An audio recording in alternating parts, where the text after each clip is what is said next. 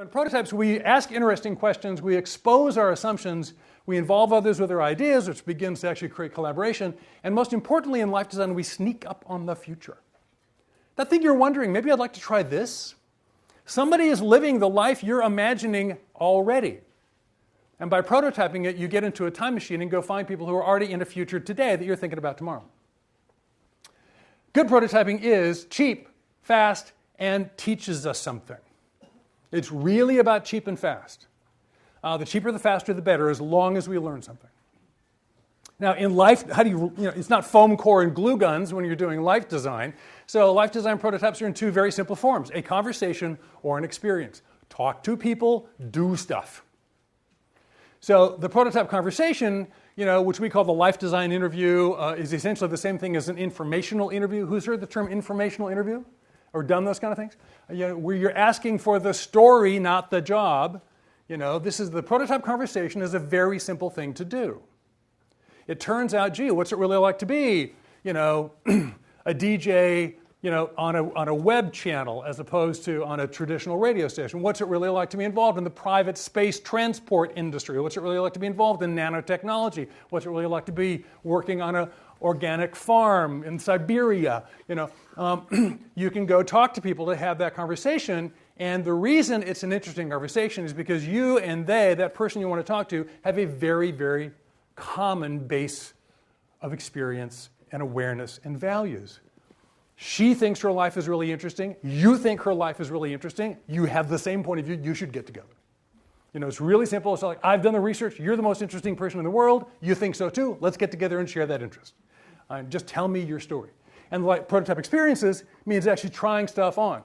So keeping in mind that, because some things you got to experience, like with that woman who's made out of about 4 different real people, she had lots of conversations with people who knew things, about writing a book or about working on the nonprofit world. Do I really want to go back to grad school or not? Boy, I haven't been in school in a long, long time. We said, look, go experience, just sit in on a class, start working on a paper. See whether or not the young students treat you like a leper or they think it's cool that you came back, which she was really worried about. So just go do it. I mean, literally 4 or 5 hours of your life invested over a week's time is a piece of cake.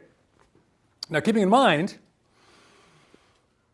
all those experiences, those prototypes of conversations and experiences come from collaborating with other people. They're pretty much done with other people, which means to find the opportunity for those interviews and those activities, you have to have idea number 4, which is it's time to network. Okay, I noticed there are not many MBAs in the room, so this is probably like, oh, a lot of you are saying, finally the networking section of the talk. I'm so glad we're going to talk about networking. It's my favorite thing. I love networking. So who are those people? The network, I got 1, I got 2. Okay, God bless you. Most of you probably kind of feel more like this young woman. It's not really my thing. I don't really like this. Networking is kind of slimy, kind of sleazy. Who would say that? This is not really what I do. Yeah, okay. No, that's wrong. We need a reframe. We need a big reframe on this because all you're doing is asking for directions.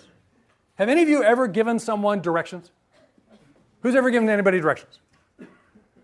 Who's done it more than once? Whoa, that's interesting. So you like it?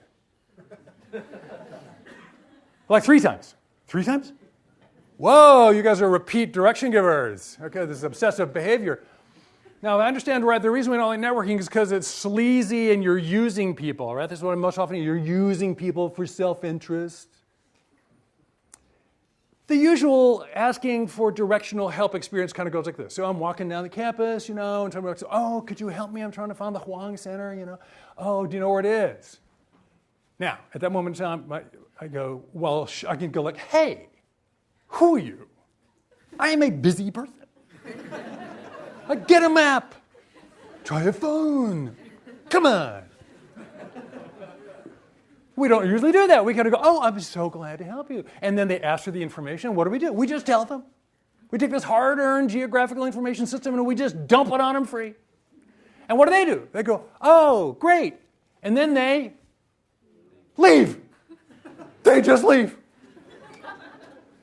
Get a bottle of wine, Christmas list, card, $5. Anything? Nothing. You got nothing. They turn, they leave. You got used. You got totally used. And you liked it. You did it again and again and again. That's diagnosable. No, it's diagnosably human. The research demonstrates people like being helpful. When you're lost in nanotechnologyville and don't know your way around, the locals will help you. When you've never been in author town, you've never been in high-end PhD research consulting city, the locals will help you out. They love their town. They think it's interesting. They understand you're lost. That's the way the human community actually works. So it's really about just asking for directions.